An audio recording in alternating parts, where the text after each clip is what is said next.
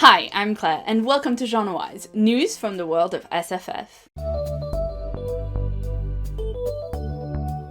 I'm recording on April 18th, and today we are going to start by looking at awards news, then we'll move on to books, fandom news, and then film and TV news, and finally IRL news. For every item that I'm talking about, I'm going to link some extra information and more in-depth articles in the description box below, so you can always check there for further reading. First up, in awards news, the finalists for this year's Hugo Awards have been announced, and in case you missed the news over on my Twitter, my YouTube channel is a finalist for Best Fancast.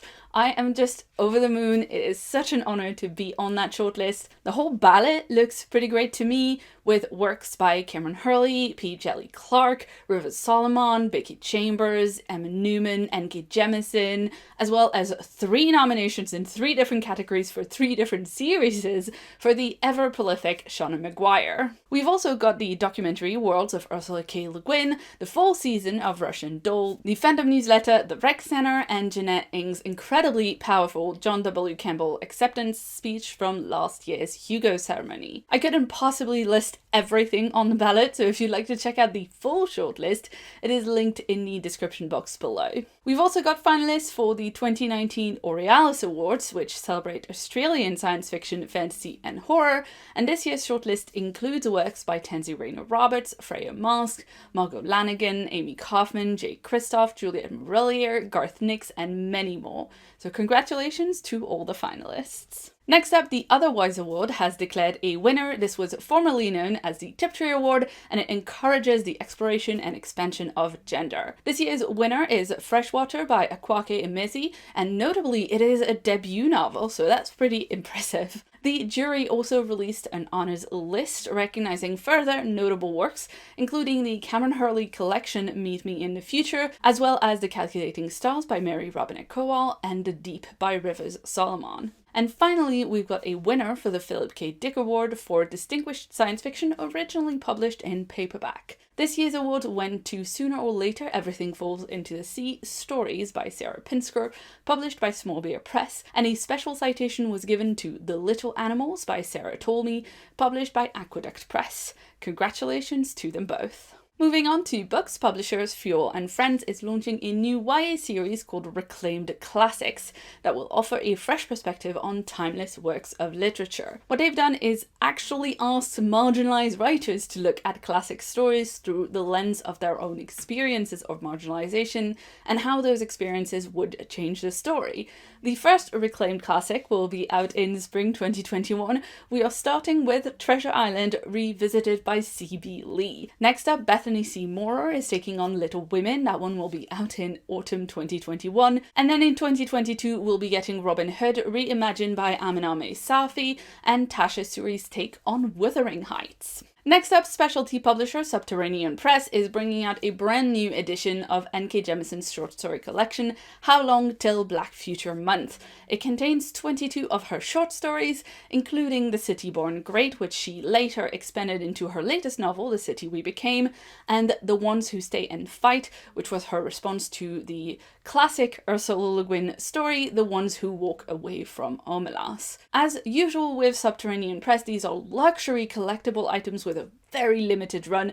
Fewer than 500 copies will be made or signed and either lettered or numbered, and prices will start at $150. So if you were feeling like massively treating yourself and supporting a small press at the same time, you can look into purchasing one of these at the link below. And if you'd like to check out those stories without breaking the bank, the 2018 edition from Orbit is still in print. You can purchase an ebook or a paperback from your favorite independent bookseller. Speaking of excellent short fiction, here is some that you can read for free, courtesy of a few gracious authors who've offered stories for download to make sure we all have adequate reading material in these difficult times. Children of Time author Adrian Tchaikovsky created an impromptu collection called Short Changes, featuring stories old and new, as well as, I quote, one rare gem of a collaboration. The download link is over on his Twitter and it's linked in the description box below. Nomo and Kitschy's award winner Tade Thompson has shared a collection of 7 stories called Household Gods and Other Narrative Offenses, which he's also shared on his Twitter.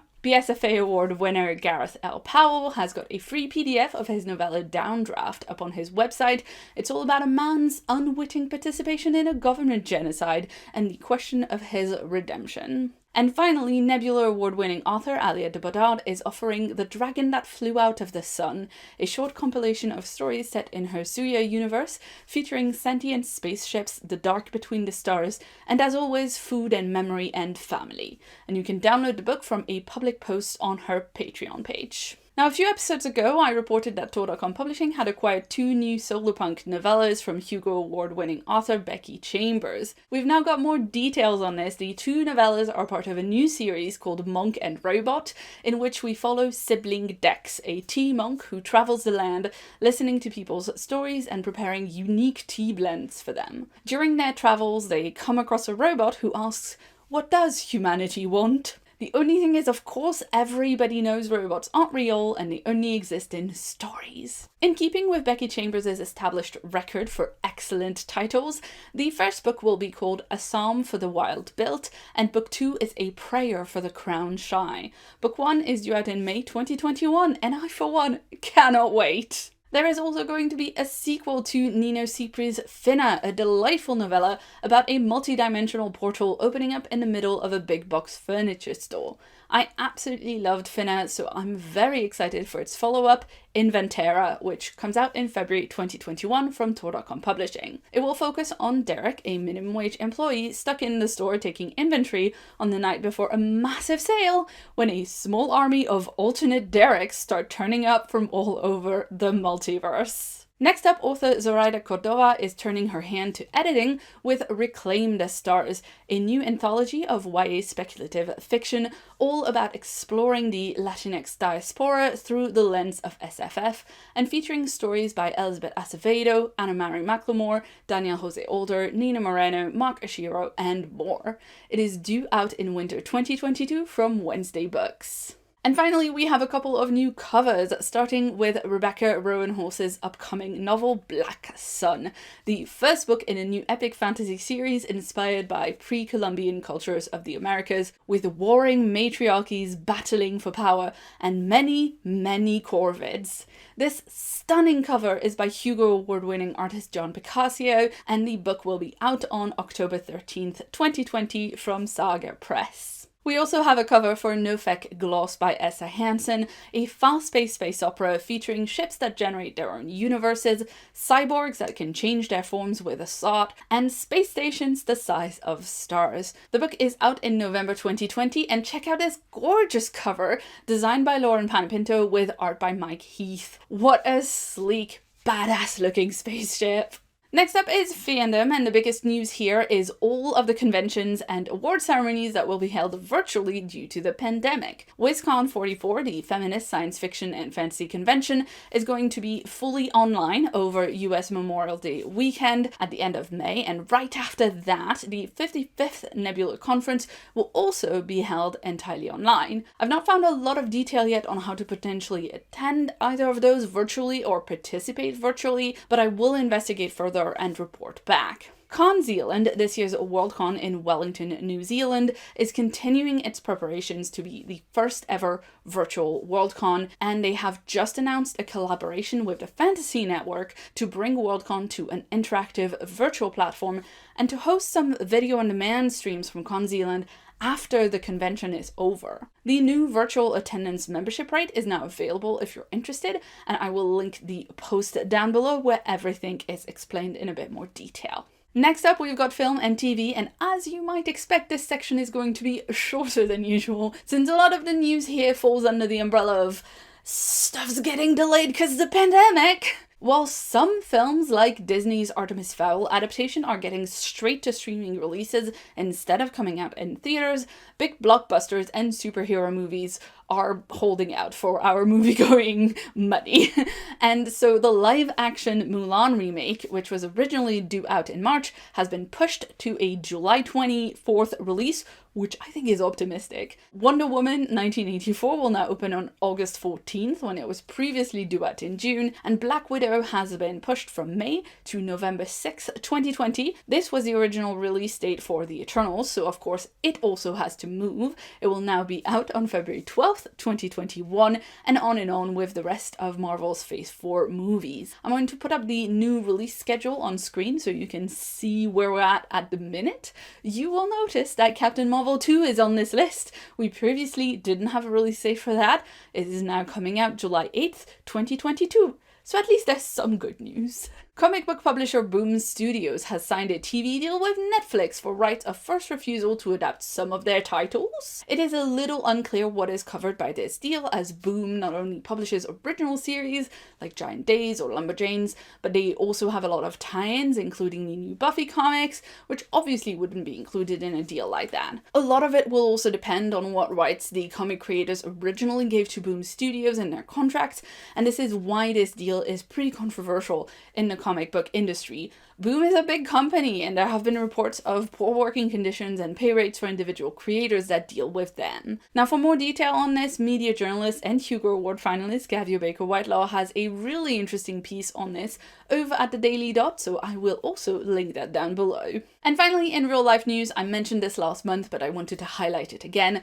Jason Samford has a roundup of COVID-19 resources, info, and assistance for the science fiction, fantasy, and horror communities. He keeps it regularly updated with news, freelancing opportunities, emergency grants, and more excellent stuff. In general, I highly recommend Samford's reporting on SFF. He does top-notch work. And finally, we have good news and bad news from Macmillan. I've mentioned before on the channel that the US branch of the publisher Macmillan had a really harmful, really bad library policy in which they refused to let libraries purchase e-copies of their new releases in the first few months of the books being released, because they wanted people to buy the books instead of getting them from the library, despite the fact that, of course, the libraries purchase books very differently than individual people do. They pay a lot of money to have access to electronic copies of those books for people to borrow, and it's been demonstrated by a number of librarians that this policy